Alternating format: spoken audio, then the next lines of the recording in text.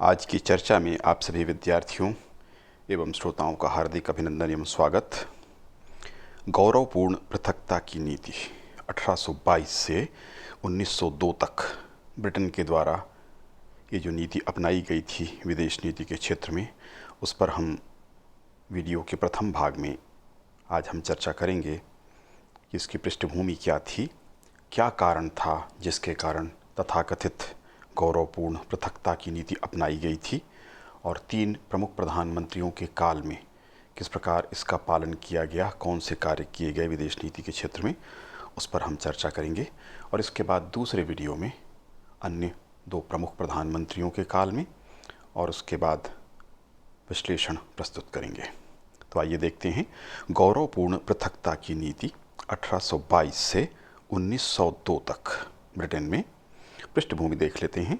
1822 ईस्वी से लेकर 1902 ईस्वी तक ग्रेट ब्रिटेन ने विदेश नीति के क्षेत्र में तथाकथित गौरवपूर्ण पृथकता की नीति का अनुसरण किया था।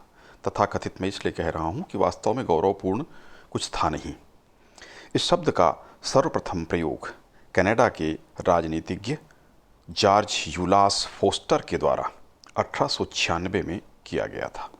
पृथकता की नीति से अभिप्राय वाटरलू के युद्ध, आप सभी को ज्ञात है वाटरलू का युद्ध नेपोलियन के साथ किया गया युद्ध था जिसमें नेपोलियन पराजित हुआ था। तो पृथकता की नीति से अभिप्राय वाटरलू के युद्ध में नेपोलियन की पराजय के पश्चात इंग्लैंड ने अपने को यूरोपीय विवादों से अलग रखने की नीति अपनाई थी। इसी नीति को पृथकता की नीति कहा जाता है। जहाँ तक इसके गौरवपूर्ण होने की बात है तो इसमें कोई गौरव की बात कतई नहीं थी। यह अंग्रेजों की श्रेष्ठता की भावना थी जो अपने हर कार्य को श्रेष्ठ बताने का प्रयास करते थे। इसी भावना के कारण इन्होंने इसे गौरवपूर्ण कह दिया। अब हस्तक्षेप न करना, उसमें गौरव जैसी बात क्या थी? बाद में हस्तक्षेप किया तो क्या वह गौरव की बात नहीं थी? उचित समय पर हस्तक्षेप होना चाहिए, जहाँ पर आवश्यक नहीं वहाँ पर नहीं होना चाहिए। इसमें कोई गौरव की बात तो थी नहीं। जिस प्रकार से गौरवपूर्ण क्रांति कह दिया गया इंग्लैंड में, वैसे ही इसको गौरवपूर्ण पृथकता कहा जाता है। तो ऐसी कोई बात वस्तुतः थी ही नहीं। लेडी सेसिल ने भी लिखा है कि गौरवपूर्ण पृथकता राजनीतिक वास्तविकता के बजाय मस्तिष्क का एक दृष्टिकोण था। इसे अत्यधिक संकुचित अर्थ में पृथकता कहा जा सकता है। इसको नीति कहना उचित नहीं है और यह गौरवपूर्ण कदापि नहीं था। जैसा कि मैंने चर्चा की, कोई गौरव की इसमें बात नहीं थी। वस्तुतः गौरवपूर्ण पृथकता का अभिप्राय यूरोप के झगड़ों के प्रति इंग्लैंड की उदासीनता और उन झगड़ों से अपने को यथासंभव पृथक रखने की नीति को ही गौरवपूर्ण पृथकता कहा जा सकता है। आपको स्पष्ट हो गया होगा। इस नीति का संचालन 5 प्रमुख ब्रिटिश प्रधानमंत्रियों के द्वारा किया गया था, जिसमें कैनिंग, पामर्स्टन, डिज़रायली, ग्लैडस्टोन और सेल्सबरी थे। प्रथम भाग में हम कैनिंग, पामर्स्टन और डिज़रायली तक अध्ययन करेंगे। द्वितीय वीडियो में फिर ग्लैडस्टोन और सेल्सबरी और ये प्रमुख इस नीति के कर्णधार थे, ग्लैडस्टोन, सेल्सबरी थे, उनके बारे में विस्तार पूर्वक चर्चा करेंगे। फिर उसका विश्लेषण प्रस्तुत करेंगे। तो लॉर्ड कैनिंग के द्वारा इस नीति की शुरुआत की गई थी तथा ग्लैडस्टोन और सेल्सबरी को इस नीति के प्रमुख कर्णधारों में स्वीकार किया जाता है। इंग्लैंड के द्वारा पृथकता की नीति अपनाए जाने के पीछे निम्न कारण जिम्मेदार थे। क्या कारण थे जिनके कारण से ब्रिटेन ने यह पृथकता की नीति अपनाई थी, जिसे अंग्रेज गौरवपूर्ण कहते हैं, जो वस्तुतः थी नहीं? पहला कारण था धन के अपव्यय से बचाव हेतु। नेपोलियन बोनापार्ट के साथ लंबे संघर्ष तथा धन के अधिक व्यय तथा इसी प्रकार बाद में क्रीमिया के युद्ध में अत्यधिक धन के व्यय, केवल धन ही नहीं बल्कि जन धन दोनों की हानि हुई थी, के व्यय से सबक लेते हुए ब्रिटेन के द्वारा अनावश्यक युद्धों में धन के अपव्यय से बचाव हेतु पृथकता की नीति का अनुसरण किया, ताकि उनका धन अनावश्यक रूप से खर्च न हो, जैसा विशेषकर क्रीमिया के युद्ध में हुआ था। अनावश्यक युद्ध था, नेपोलियन के साथ तो मजबूरी थी युद्ध करनी। गृह नीति की समस्याओं के निदान हेतु ब्रिटेन के राजनीतिज्ञों का यह मानना था कि अब घरेलू समस्याओं के निदान हेतु अधिक ध्यान की आवश्यकता है, अतः प्रादेशिक युद्धों में अनावश्यक न उलझकर अपने गृह क्षेत्र पर ध्यान केंद्रित किया जाए। इसलिए यूरोपीय राजनीति से बचने का प्रयास किया गया। सैनिक शक्ति पर अधिक व्यय। यूरोपीय मामलों में उलझाव हेतु शक्तिशाली सेना की आवश्यकता थी तथा सेना को शक्तिशाली बनाने के लिए अधिक धन की आवश्यकता थी। ब्रिटिश राजनीतिज्ञों को यह अनावश्यक लगता था कि बड़ी सेना रखी जाए तथा उसे सजाने के लिए, सुसज्जित करने के लिए अत्यधिक धन का व्यय उस पर किया जाए। जबकि इस समय कोई बड़े युद्ध की आशंका नहीं थी, तो उन्होंने समझा कि बड़े सेना की आवश्यकता भी नहीं है। अतः शांति काल में यूरोपीय राजनीति से अधिक उलझाव से बचने की कोशिश की गई ताकि अधिक युद्ध न करने पड़े और अधिक व्यय न हो। अगला था व्यापार के विस्तार की आवश्यकता। औद्योगिक क्रांति के फलस्वरूप वृहद व्यापार की आवश्यकता थी तथा इस हेतु बड़े बाजार की जरूरत थी। यूरोपीय देशों में भी औद्योगिक क्रांति घटित हो चुकी थी, इस कारण व्यापारिक प्रतिस्पर्धा बढ़ चुकी थी। अन्य देशों के द्वारा अंग्रेजी माल पर भारी आयात कर लगाया जा रहा था। अतः अंग्रेजी सरकारों ने नए उपनिवेश की खोज प्रारंभ कर दी तथा नया बाजार भी खोजना प्रारंभ किया। इस कारण वह यूरोपीय राजनीति से पृथक हो गए कि यूरोप से तो उनको लाभ मिल ही नहीं रहा था, क्योंकि यूरोप के देश उन पर अधिक, उनके माल पर, अंग्रेजी माल पर अधिक आयात कर अपने देशों में लगा दे रहे थे। इससे उनका माल कम बिक रहा था, तो उन्होंने इस तरफ ध्यान देना कम कर दिया। यह पूरी तरह से व्यापारिक बुद्धि थी। यूरोप में मित्रों का अभाव। इस समय यूरोप में ब्रिटेन के मित्रों की कमी थी। फ्रांस और रूस ब्रिटेन से उपनिवेशों की और व्यापार की होड़ कर रहे थे। जर्मनी के साथ उसकी मित्रता हो सकती थी, किंतु उसके कारण जर्मनी के उपनिवेशों की जो भूख थी, उपनिवेश स्थापित करना चाहता था, उसमें ब्रिटेन को चुपचाप सहयोग करना पड़ता। यह ब्रिटेन के हित में नहीं था, क्योंकि ब्रिटेन स्वयं उपनिवेशवादी देश था। तो ब्रिटेन के राजनीतिज्ञों ने यह माना कि यूरोपीय मामलों में अधिक उलझना ठीक नहीं है, क्योंकि कोई मित्र तो है नहीं, अनावश्यक रूप से उलझाव पैदा करना ठीक नहीं है। यूरोप की गुटबंदी। 1881 में द्विमुखी गुट का निर्माण हुआ, द्विमुखी गुट का निर्माण हुआ। शक्ति संतुलन हेतु दूसरे गुट का भी निर्माण हुआ, जो 1882 में त्रिगुट के नाम से जर्मनी, इटली और ऑस्ट्रिया इसमें सम्मिलित थे। प्रथम गुट में रूस और फ्रांस की संधि हुई थी। यदि ब्रिटेन इसमें किसी गुट में सम्मिलित होता तो यूरोप का शक्ति संतुलन बिगड़ने का खतरा था और उस कारण से अनावश्यक रूप से गुटों के बीच दुश्मनी और उलझाव पैदा होता। इस कारण अलग रखा गया ब्रिटेन की राजनीति को यूरोपीय राजनीति से। ग्लैडस्टोन तथा सैलिसबरी का दृष्टिकोण। इंग्लैंड की पृथकता की नीति के प्रमुख समर्थक ग्लैडस्टोन तथा लॉर्ड सैलिसबरी थे, जो पृथकता की नीति को गौरवपूर्ण स्वीकार करते थे तथा इस नीति के प्रबल समर्थक थे। इनके प्रबल समर्थन के कारण इस नीति को अपनाया गया। यद्यपि नीति पहले से शुरू हो गई थी, लेकिन दृढ़तापूर्वक उसको ग्लैडस्टोन और सैलिसबरी के द्वारा ही लागू किया गया था। यूरोपीय राष्ट्रों की व्यापारिक संरक्षण की नीति। यूरोपीय राष्ट्रों के द्वारा इंग्लैंड के माल पर अधिक आयात कर लगा दिया गया था तथा व्यापारिक संरक्षण की नीति का अनुसरण किया जा रहा था। इस कारण ब्रिटेन में निर्मित माल की लागत में वृद्धि हो गई थी तथा यूरोप में ब्रिटिश माल की खपत कम हो गई थी। इस कारण भी ब्रिटेन का ध्यान यूरोप की ओर से हट गया था। वे कारण थे जिन कारणों के कारण ब्रिटेन ने पृथकता की नीति का, यूरोपीय राजनीति से, यूरोपीय मामलों से, यूरोपीय उलझाव से, यूरोपीय युद्ध या संघर्ष से, झगड़ों से, विवादों से अपने आप को दूर रखा था, जो पृथकता की नीति कहलाती है। अंग्रेजों ने उसी को शानदार पृथकता की नीति कहा, जो वस्तुतः थी नहीं शानदार। हम देखेंगे अब लॉर्ड कैनिंग की नीति। यूरोपीय राजनीति से पृथकता की नीति का सूत्रपात लॉर्ड कैनिंग के द्वारा किया गया। उसने हस्तक्षेप न करने के सिद्धांत को अपनाया। उसने लिखा था, हमें कल्पना की मूर्ख भावना के वश में होकर यह नहीं समझना चाहिए कि केवल हम ही यूरोप का पुनर्निर्माण कर सकते हैं। उसने ब्रिटेन को यूरोपीय कंसर्ट से पृथक कर दिया, क्योंकि वह कंसर्ट के आंदोलनों का अंत करना चाहता था और अपने देश में दृढ़ राजतंत्र की स्थापना करना चाहता था। उसके द्वारा यूरोपीय कांग्रेसों में जो कांग्रेस अधिवेशन जो होते थे, उसमें भाग लेना बंद कर दिया गया था। उसका विचार था कि इंग्लैंड को तब तक कोई संधि या समझौता यूरोप के अन्य राष्ट्रों के साथ नहीं करनी चाहिए जब तक कि ब्रिटेन की सुरक्षा का प्रश्न उत्पन्न न हो जाए अथवा आक्रमणकारियों को रोकना पड़े, तब अवश्य संधि अथवा समझौते करने चाहिए, किंतु शांति काल में राजनीतिक झगड़ों से पृथक रहना उचित है। ये उनका सोचना था। इंग्लैंड को इंग्लैंड के बारे में ही सोचना चाहिए, न कि अन्य देशों के बारे में। प्रत्येक देश को अपने आंतरिक मामलों को बिना हस्तक्षेप, अन्य राष्ट्रों के हस्तक्षेप के निपटाने का पूरा अधिकार है। ये उसकी दृढ़ मान्यता थी। स्पेन के प्रकरण पर वहाँ यूरोपीय संयुक्त हस्तक्षेप का विरोध इसने किया था।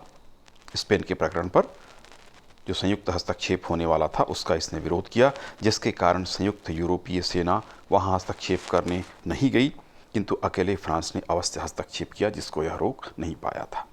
दक्षिण अमेरिका में फ्रांस के उपनिवेश थे, वहाँ स्वाधीनता आंदोलन चल रहा था, किंतु फ्रांस वहाँ हस्तक्षेप करना चाहता था, वहाँ के स्वाधीनता आंदोलन का दमन करना चाहता था। कैनिंग के विरोध के कारण वह ऐसा नहीं कर सका। इस प्रकार कैनिंग ने यूरोपीय मामलों में कोई हस्तक्षेप नहीं किया तथा अन्य देशों के मामलों में भी वहाँ की जनता के खिलाफ किसी को हस्तक्षेप करने से रोकने का भरपूर प्रयास किया। इस तरह से उसने पृथकता की नीति या अहस्तक्षेप की नीति या सीधे मामले में उलझने की नीति का त्याग किया था। दूसरे प्रधानमंत्री पामर्स्टन के काल में क्या नीति अपनाई गई थी उसको हम देखेंगे। इसके द्वारा भी कैनिंग की नीति को आगे बढ़ाया गया, किंतु आवश्यक होने पर इसने युद्ध भी किया था तथा सेना भी अन्य देशों में भेजी, किंतु मूल रूप से हस्तक्षेप की नीति के पालन के लिए ही उसने ऐसा किया तथा अन्य देशों में भी विदेशी हस्तक्षेप को रोकने का इसके द्वारा भरपूर प्रयास किया गया था। फ्रांस की क्रांति के समय 1830 में फ्रांस में क्रांति हो गई। वहाँ चार्ल्स दसम को सिंहासन से हटाकर लुई फिलिप को तख्त पर बिठा दिया गया। मेटरनिक ने क्रुद्ध होकर फ्रांस में हस्तक्षेप का प्रयास किया, किंतु पामर्स्टन के विरोध के कारण वह ऐसा नहीं कर सका। इस तरह से फ्रांस की क्रांति में अन्य राष्ट्रों का हस्तक्षेप नहीं हो सका। बेल्जियम प्रकरण, वियना कांग्रेस के द्वारा हॉलैंड और बेल्जियम को एक कर दिया गया था, जबकि दोनों देशों की राष्ट्रीयता अलग अलग थी, पृथक थी। बेल्जियम में आंदोलन किया गया पृथक होने के लिए हॉलैंड से। इसके कारण हॉलैंड ने उसका दमन करने का प्रयास किया, संघर्ष शुरू हुआ।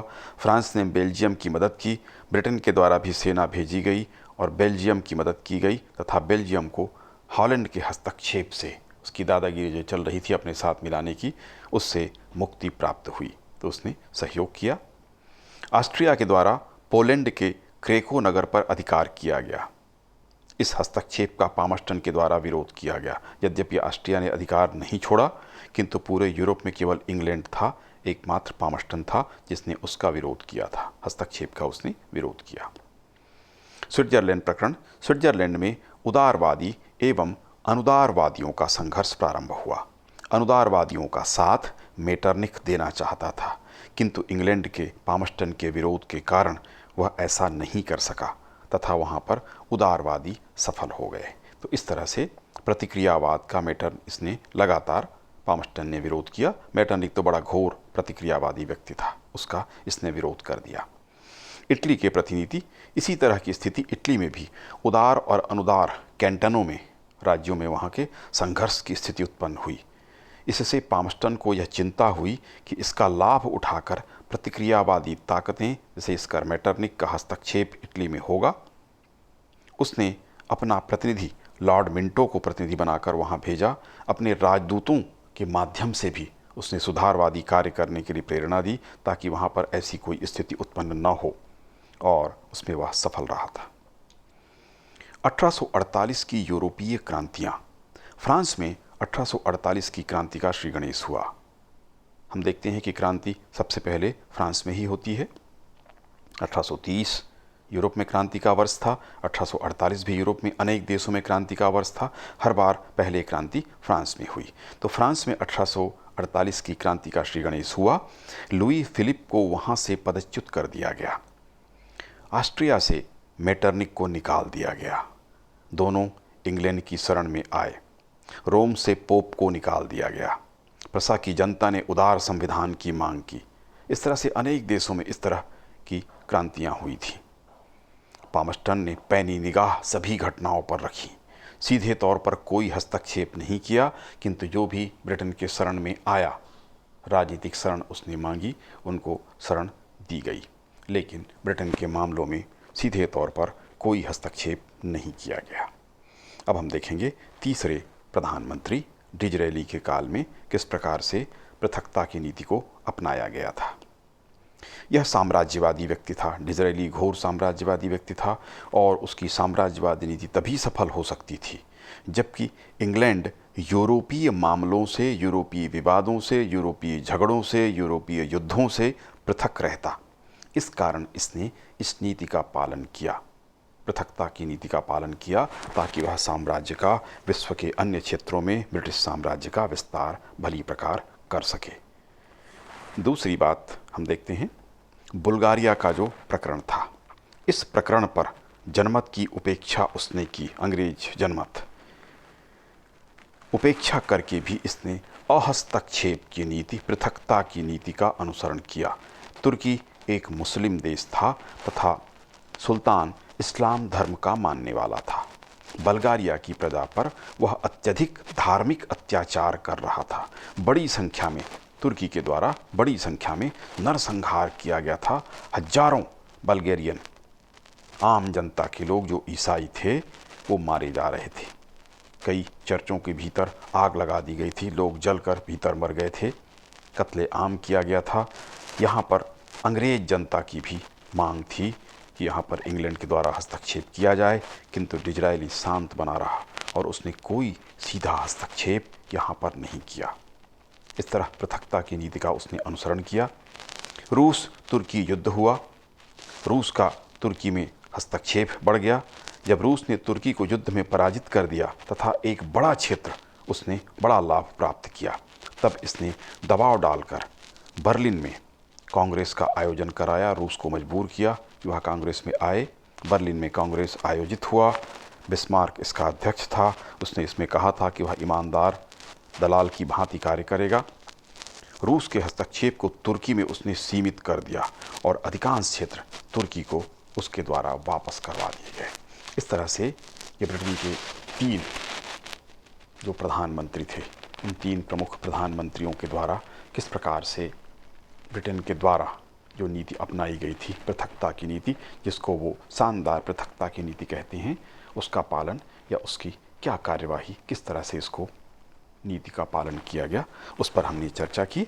अगले वीडियो में हम जो प्रमुख 2 प्रधानमंत्री हैं, ग्लैडस्टोन और सैलिसबरी, इसके बारे में चर्चा करेंगे और फिर इस घटना का, उसकी नीति का विश्लेषण भी प्रस्तुत करेंगे।